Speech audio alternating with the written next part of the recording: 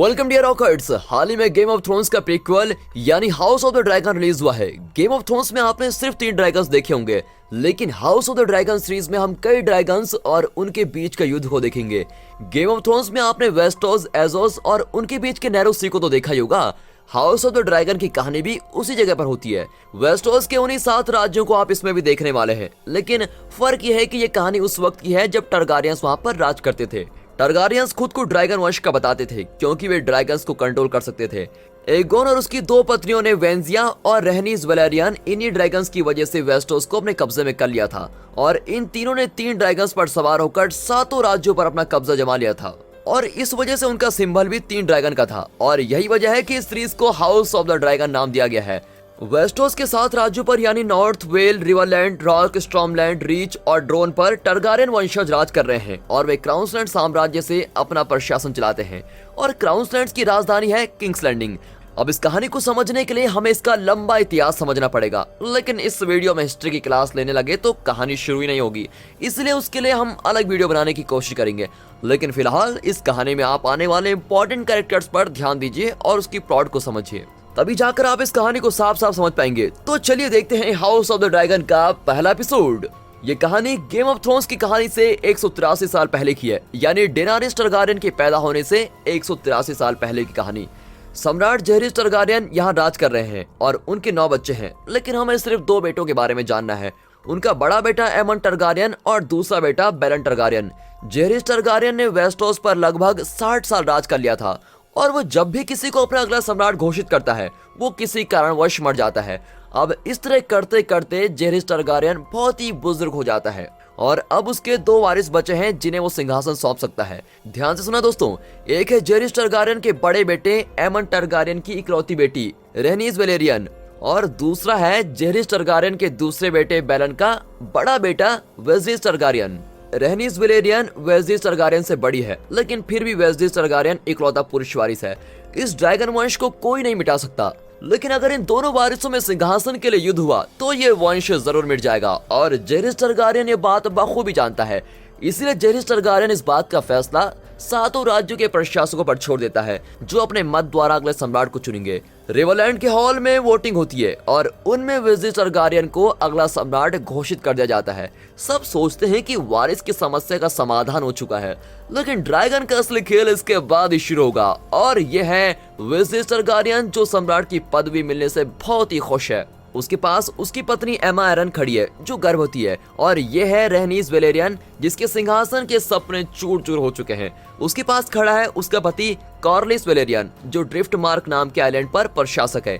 इतना ही नहीं, ये वेस्टोस के सबसे बड़े नेवल फोर्स का चीफ भी है। वेजिस टारगारियन का एक छोटा भाई है जिसका नाम डेमन टारगारियन है।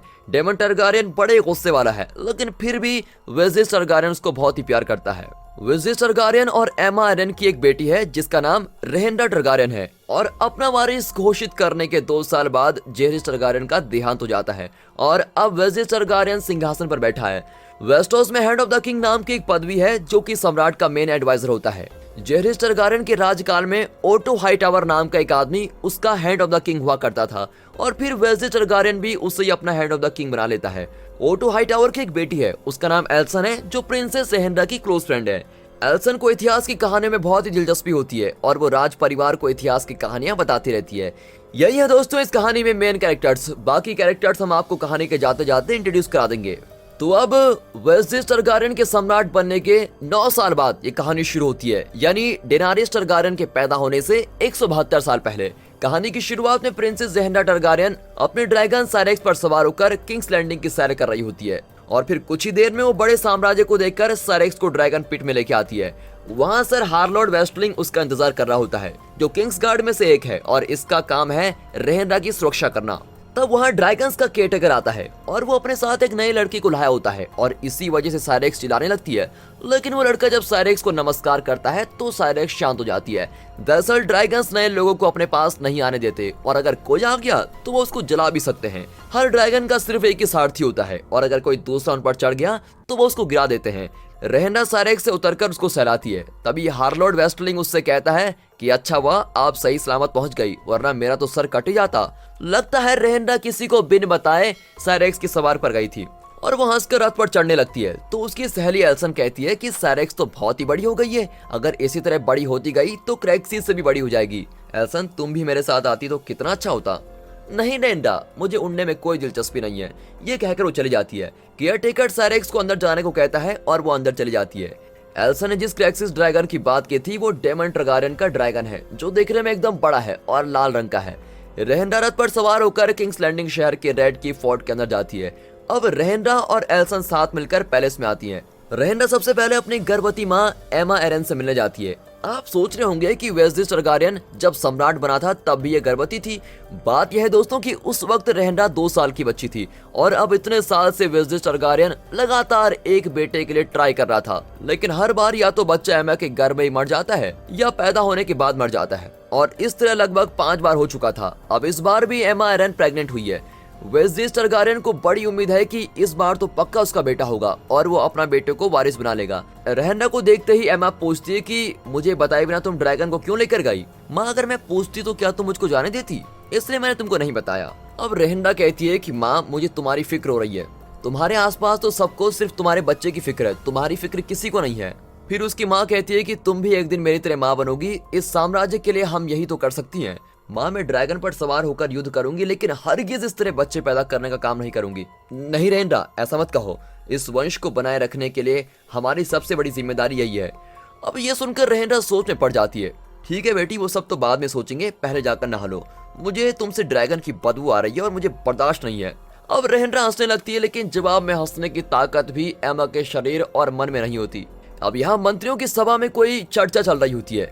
कार्लिस वेलेरियन वेस्लिस टारगारियन को बताता है कि एजोस के स्वतंत्र राज्य मेयर लिस और टायरोस ने मिलकर ट्रायर्की नाम का एक गुट बना लिया है। उन्होंने स्टेपस्टोन आइलैंड के ब्लड स्टोन में अपनी सेना खड़ी कर दी है और वहाँ के सारे पायरेट्स को वे मार रहे हैं। वेस्लिस टारगारियन कहता है कि ये तो अच्छी बात है, लेकिन कार्लिस कहता है कि ये अच्छी बात नहीं है, क्योंकि क्रागस दरहार ने खुद को ट्रायर्की का सरदार घोषित कर लिया है। वे अपने दुश्मनों को ऐसी बदतर सजाएं देता है कि उसके आदमी क्रैब फीडर का खिताब उसको दे चुके हैं, क्योंकि वो अपने दुश्मनों के शरीर को काट कर केकड़ों को दे देता है। वेस्लिस टारगारियन कहता है कि वो पायरेट्स को मार रहा है, तो इसमें बुरा क्या है? वे समुद्र के बीच लोगों को लूटते फिरते हैं और तुम हो कि उनके लिए आंसू बहा रहे हो। तब रेहेंडा अंदर आती है और वेस्लिस टारगारियन उससे पूछता है कि मीटिंग में इतनी लेट क्यों आई? किंग्स कप बियरर को हमेशा टाइम पर आना चाहिए। किंग्स कप बियरर का काम यह है कि वो ऐसी मीटिंग में सबके कप में शराब डाले।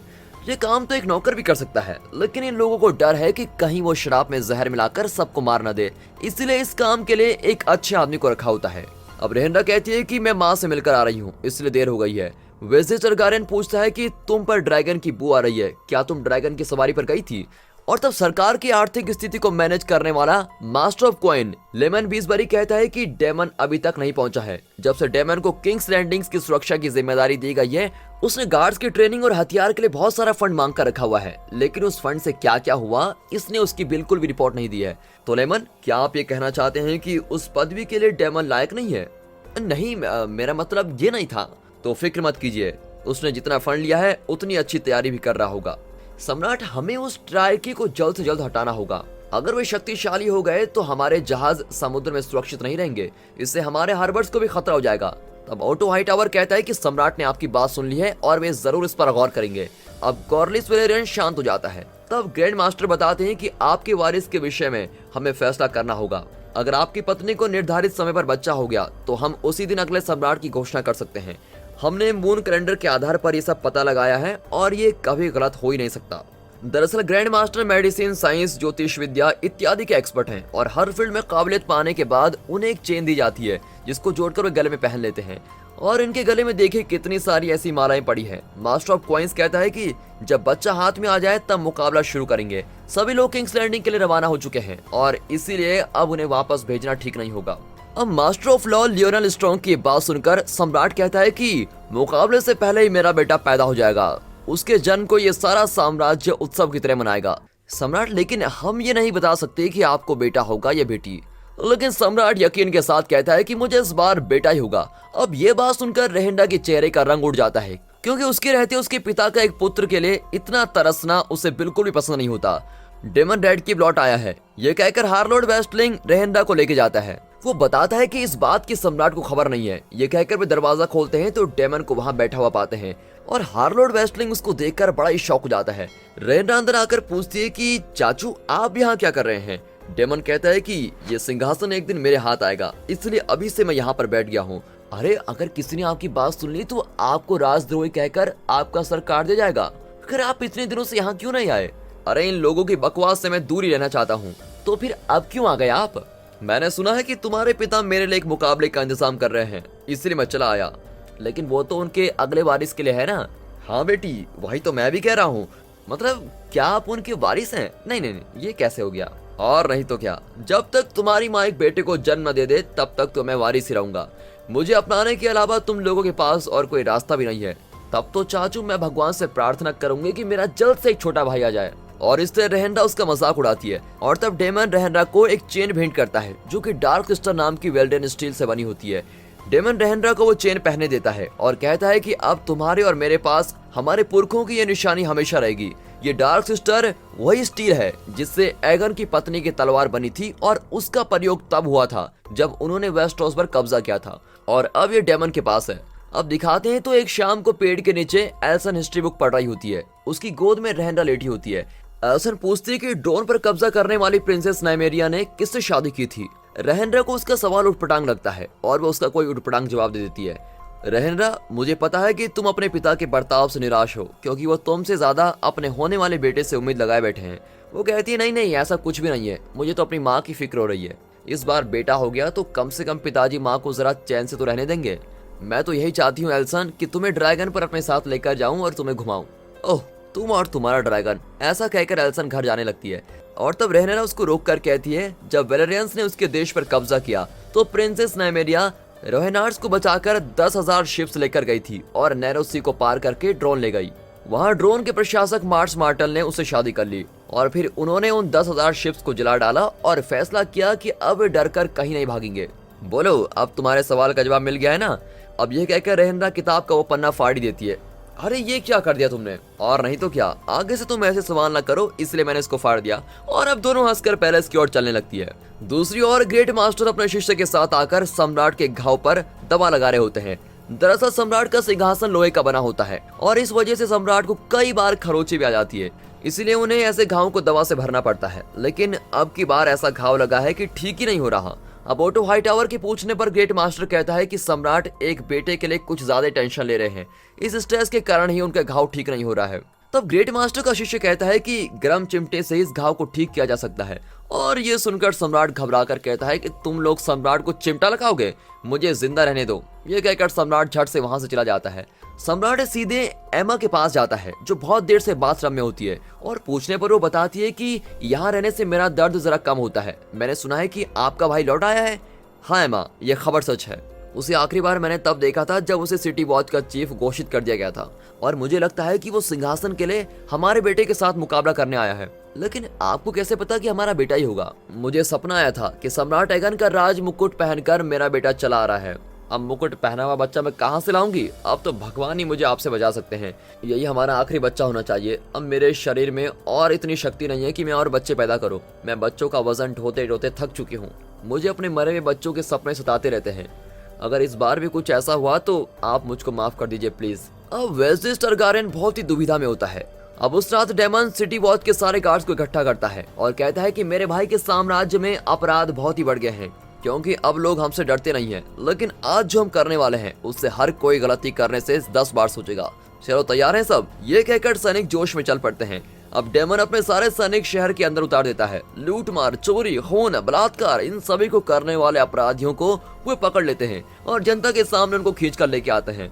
फिर सैनिक उनके हाथ, पैर, सर इत्यादि काट डालते हैं और उन कटे हुए अंगों को एक गाड़ी में लेके जाते हैं।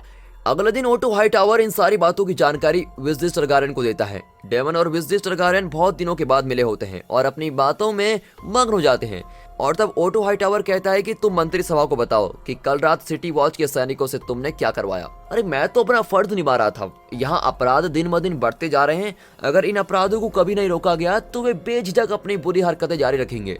उन्हें डराने के लिए ही मैंने सारे क्रिमिनल्स को आम जनता के सामने दंड दिया। लेकिन मैंने कोई गैर कानूनी काम नहीं किया है। सारी सजाएं हमारे कानून के हिसाब से दी गई हैं। क्यों मास्टर ऑफ लॉ, मैंने ठीक कहा ना? विजिट सरगारन कहता है कि तुमने बिल्कुल ठीक है डेमन, ऐसे डर पैदा करने से लोग गलती करना कम करेंगे। अब कॉर्लिस भी उसकी हाँ में हाँ मिलाता है। ओटो हाईटावर मजाक में कहता है कि अगर आप अपनी पत्नी के प्रति भी अपना कर्तव्य निभाते तो कितना अच्छा होता। और फिर डेमन अपनी पत्नी रेहा रॉयस को बुरा भला कहने लगता है। रेहा रॉयस वेल की प्रशासक है और वे अपने रोन स्टोन से ही वेल का प्रशासन चलाती है। डेमन ने उससे शादी करने से मना किया था, लेकिन सम्राट ने जबरदस्ती उससे शादी करवा दी, इसलिए वो अपनी प्रेमिका माइसीरिया के साथ यहाँ पर रहने लगा है। वो अपनी पत्नी से मिलने कभी नहीं जाता और इसलिए ओटो हाईटावर उसका मजाक उड़ा रहा है। अब इस बात से चिढ़कर डेमन ओटो हाईटावर की खूब खबर लेता है। विजिट सरगारियन इन दोनों में सुलह करवा लेता है और डेमन से कहता है कि अगर तुमने कल रात जैसी हरकतें दोबारा की तो इस सभा में तुम्हें जवाब देना पड़ेगा। मैं तुम्हें बचाने नहीं आऊंगा, इसलिए अपनी जिम्मेदारी ठीक से समझो और काम करो। और फिर ठीक है कहकर डेमन चला जाता है। जब एगर ने वेस्टोस के राज्यों पर कब्जा किया था तो उन राज्यों के राजाओं और रानियों को प्रशासकों की पदवी दी गई। वो चाहता था कि पूरे वेस्टोस का एक ही सम्राट होना चाहिए और वो भी सिर्फ टरगारियन वंश का होना चाहिए। ये प्रशासक किंग्स लैंडिंग में रहने वाले सम्राट के सिर्फ प्रतिनिधि के रूप में काम करते हैं। उन्होंने शपथ ली है कि वे हर हालत में सम्राट के प्रति वफादार रहेंगे और अगर किसी ने गद्दारी करने की कोशिश की तो ड्रैगन की आग का शिकार हो जाएंगे। अब अगले दिन साम्राज्य के अगले वारिस को चुनने का मुकाबला शुरू होता है। उसमें भाग लेने के लिए वेस्टोस के सारे राजाओं में से राजवंश के लोग आए होते हैं। पहली रो में बैठे इन दो बच्चों को ध्यान से देख लीजिए। इस छोटी बच्ची का नाम है लेना वेलेरियन, उसके पास बैठा है उसका भाई लियोनार वेलेरियन। ये दोनों कॉर्लिस वेलेरियन और रहनीस वेलेरियन के बच्चे हैं। मुकाबला शुरू होने से पहले ही एमा को प्रसव वेदना शुरू हो जाती है और ये सुनकर लोगों में बड़ी हलचल मच जाती है कि इस बार देखते हैं क्या होगा। इस मुकाबले में दोनों तरफ से दो वीर घोड़ों पर सवार होकर आते हैं और वहां खड़े आदमी से एक लकड़ी लेते हैं। फिर अपने घोड़े तेज उड़ाकर एक दूसरे पर उस लकड़ी से वार करते हैं। जो नीचे गिर गया उसकी हार होगी और दूसरा विजयी घोषित कर दिया जाएगा। अब इस तरह जीतने वाले वीर राजवंश के किसी भी लड़की से माला मांग सकते हैं और वो लड़की उसको इनकार नहीं कर सकती। लेकिन अगर हारने वाला अपनी हार नहीं मानता और तलवार उठा लेता है तो दोनों को एक दूसरे से लड़ना होगा। इस लड़ाई में जो जीतेगा वही विजय होगा।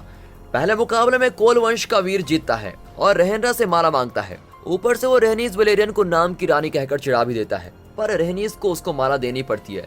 अब ओटो हाईटावर विजिट सरगारियन से कहता है कि इस आदमी की जबान अब बहुत ही चल रही है, आप कहें तो मैं उसकी जबान कटवा दूं। लेकिन विजिट सरगारियन मना कर देता है और इस तरह कई मुकाबले होते हैं। एक मुकाबले में सर क्रिस्टीन कोल नाम का वीर जीतता है और रहनरा हार्लोड वेस्टलिंग से उसके बारे में पूछती है। क्रिस्टीन कोल को ध्यान में रख लीजिए दोस्तों, क्योंकि इस कहानी का ये एक इम्पोर्टेंट कैरेक्टर है। अब डेमन मुकाबले में उतरता है और गुएन को अपना प्रतिद्वंदी चुनता है। दरअसल गुएन ओटो हाईटावर का बेटा है और तब उसकी बहन एल्सन का चेहरा एकदम से बदल जाता है। अब पहले राउंड में डेमन घायल होता है लेकिन बाल बच जाता है, लेकिन दूसरे राउंड में वो धोखेबाजी से जीत जाता है। अब ये बात सब जानते हैं लेकिन फिर भी उसको चीयर करने लगते हैं। लियाना वेलेरियन बहुत ही खुश हो जाती है। अब डेमन स्टेज पर आकर एल्सन से माला मांगता है और एल्सन के पास उसको माला देने के अलावा कोई चॉइस नहीं होती। ओटो हाईटावर उसे गुस्से में घूरता रहता है। अब इसी बीच खबर आती है कि एमा की हालत बहुत ही खराब हो गई है। ये सुनकर विजिट सरगारियन राजमहल पहुंचता है जहां एमा तड़प रही होती है। ग्रेट मास्टर बताता है कि बच्चा अंदर फंसा हुआ है और उसको बाहर निकालने में बहुत ही मुश्किल हो रही है। तो आप लोग करते क्यों नहीं कुछ?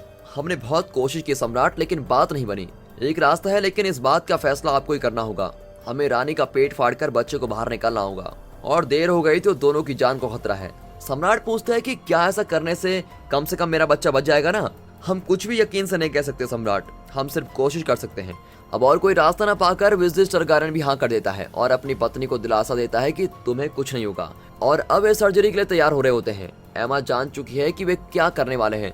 वो चीखने चिल्लाने लगती है कि ऐसा मत करो, लेकिन वे उसका पेट फाड़कर बच्चे को बाहर निकाल देते हैं और बहुत खून बहने की वजह से बेचारी एमा मर जाती है। लेकिन विजिट सरगारियन की मुराद पूरी हो जाती है और उसका बेटा ही पैदा हुआ है। वो दुविधा में होता है कि बेटे के आने की खुशी में वो हंसे या पत्नी के मरने पर रोए।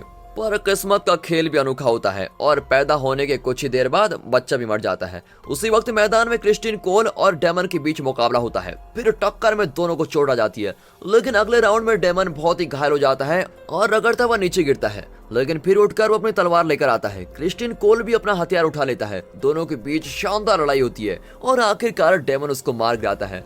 अब लड़ाई के बीच तलवार नीचे गिर गई थी, लेकिन डेमन उसको नहीं उठाता और जीत की खुशियां मना रहा होता है। पर इस बीच क्रिस्टीन कोल फिर उठता है और निहत्थे डेमन पर हमला कर देता है और इस तरह क्रिस्टीन कोल डेमन को गिरा देता है और उसे हार मानने के लिए कहता है। अब डेमन को उसकी बात माननी पड़ती है। फिर क्रिस्टियन कोल उसको हाथ देता है, लेकिन वो क्रिस्टियन कोल का हाथ हटाकर वहां से चला जाता है। अब क्रिस्टियन कोल आकर रेहेंडा से माला मांगता है और वो उसको माला देती है। तब ओटो हाईटावर वहां बैठे राजवंश के लोगों को एमा की मौत की खबर देता है। अब सभी चौंक जाते हैं और रेहेंडा तो एकदम शून्य हो जाती है।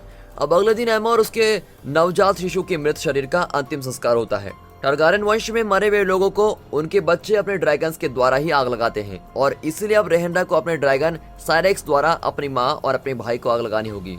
सब उसी का इंतजार कर रहे होते हैं, लेकिन उसे अपनी माँ और भाई की मौत का बहुत ही शौक होता है और साथ ही साथ वो अपने पिता पर भी बहुत गुस्सा होती है। डेमन उसको दिलासा देता है, लेकिन वो टूट चुकी होती है। डेमन कहता है कि ऐसा नहीं है, अब सिर्फ तुम अपने पिता की वारिस हो। लेकिन मैं लड़का तो नहीं हूँ चाचू, ये कहकर वो सम्राट को देखती हुई आगे आती है और साइरेक्स भी उसका शौक समझ जाता है और उन दोनों की चिता को आग लगाता है। अब उसी रात इमरजेंसी मीटिंग बुलाई जाती है। किंग्स गार्ड सेनापति सर स्टेफन डार्कलिन विजिट टारगारियन को लेकर वहां आता है और कहता है कि इस वक्त हम आपको परेशान नहीं करना चाहते थे, लेकिन कुछ अनचाही घटनाओं के कारण अब हालात ऐसे हो गए हैं कि इस साम्राज्य के अगले वारिस का फैसला करना जरूरी हो गया है। क्यों ना हम डेमन को अगला वारिस घोषित कर दें। अरे डेमन किसी काम का नहीं है, अब तक जो जिम्मेदारी उसको दी गई थी उसने वो भी ठीक से नहीं निभाई। उसे साम्राज्य का वारिस कैसे बना सकते हैं? और इस तरह मंत्री सभा में हर कोई अपनी सलाह दे रहा होता है। ओटो हाईटावर फिर एक बार डेमन को ताने मारता रहता है। अब विजिट टारगारियन चिढ़कर कहता है कि मेरे सामने मेरे भाई के बारे में ऐसी अपमानजनक बातें मत करो। वो कहता है ध्यान से सुनो हाईटावर, डेमन मेरा अपना खून है और मैं उसको जो भी पदवी देना चाहूँ मैं उसको दे सकता हूँ। ओटो हाईटावर कहता है कि सम्राट आप रहम दिल हैं, लेकिन क्या आपका भाई आप जैसा है? ओटो हाईटावर, क्या आप ये कहना चाहते हैं कि पदवी के लिए वो मुझको मार डालेगा? वो थोड़े गुस्से वाला है, लेकिन इतना बेरहम भी नहीं कि पदवी के लिए अपने भाई को मार डाले।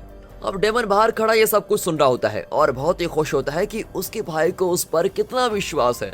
तब ओटो हाईटावर सुझाव देता है कि आपकी बेटी रेहेंडा को अगला वारिस घोषित कर दिया जाए।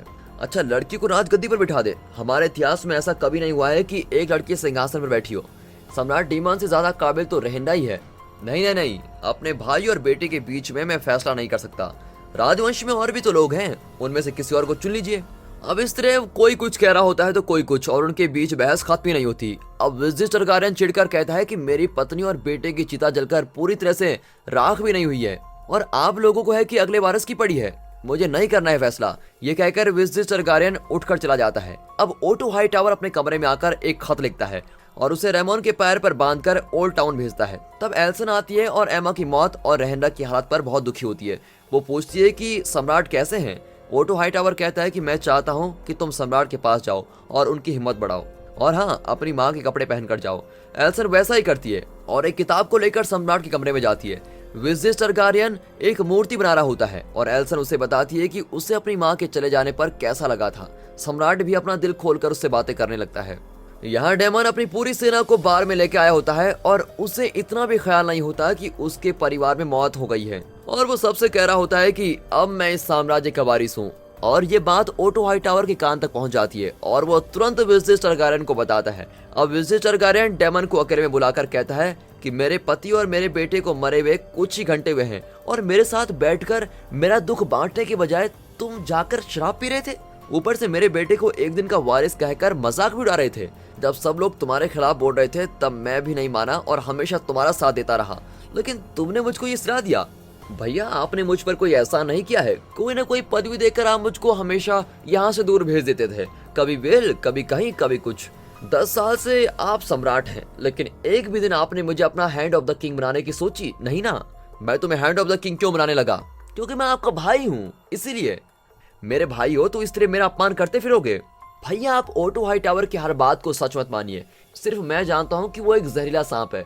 वही नहीं, पूरे मंत्री सभा आपकी जहरीली सांप है और आपको हमेशा धोखा देती रहती है और मैं तो उनसे आपकी रक्षा करना चाहता हूँ। डेमन, मैं अपना अगला वारिस घोषित करने वाला हूँ। इसमें घोषित करने की क्या बात है? मैं ही तो हूँ आपका अगला वारिस। आज से तुम इस साम्राज्य के वारिस नहीं हो। तुम चुपचाप रूनस्टोन चले जाओ और अपनी पत्नी के साथ खुश रहो। ये सम्राट विजिट टारगारियन का हुक्म है। और अब डेमन खामोश होकर वहां से चला जाता है। अब विजिट टारगारियन के सिंहासन की तलवार फिर से उसे चुभ जाती है। फिर विजिट टारगारियन ड्रैगन मेमोरियल में अपनी बेटी का इंतजार कर रहा होता है और यहाँ जिस बड़े ड्रैगन का कंकाल है यह है एगोन का ड्रैगन बेलेरियन। यह आखिरी ड्रैगन है जिसने वेलेरिया को मिटने से पहले देखा था। तब किंग्स गार्ड रेहेंडा को वहां लेके आता है। विजिट टारगारियन पूछता है कि जब भी तुम ड्रैगन को देखती हो तो तुम्हें कैसा ख्याल आता है? पापा, माँ के मरने के बाद आपने मुझे एक भी शब्द नहीं बोला और आज अचानक मुझसे ये सवाल क्यों? रेहेंडा, सिर्फ मेरे सवाल का जवाब दो। पापा मैं ड्रैगन्स में हमें देखती हूँ। सब कहते हैं कि टरगारियन वंश के लोग भगवान के बहुत करीब हैं और उसकी वजह सिर्फ हमारे ड्रैगन्स हैं। अगर हमारे पास ड्रैगन नहीं होते तो हम भी दूसरे इंसानों जैसे ही होते।